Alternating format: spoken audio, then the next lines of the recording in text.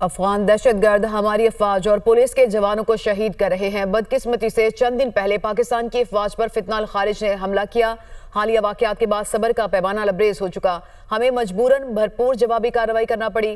Field marshal Syed Asim Munir کی قیادت میں بہادر افواج پاکستان نے دفاع کا حق استعمال کرتے ہوئے خارجیوں کو منہ توڑ جواب دیا۔ وفاقی کابینہ کے اجلاس سے خطاب کرتے ہوئے وزیراعظم شہباز شریف جو دہشت گرد پاکستان سے آپریٹ کر رہے ہیں، افواج پاکستان کے جوانوں اور افسروں کو شہید انہوں نے کیا۔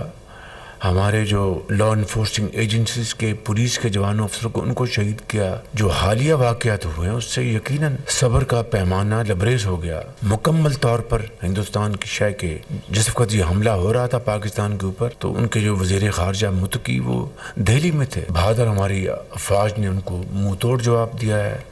ایک مرتبہ پھر جو ہمارے سپہ سالار ہیں فیلڈ مارشل سید عاصم منیر، ان کی لیڈرشپ میں یہ ہم نے ان کو منہ توڑ جواب دیا جو ضروری تھا۔ اس کے بعد انہوں نے کہا کہ ہم سیز فائر چاہتے ہیں، انہوں نے درخواست کی۔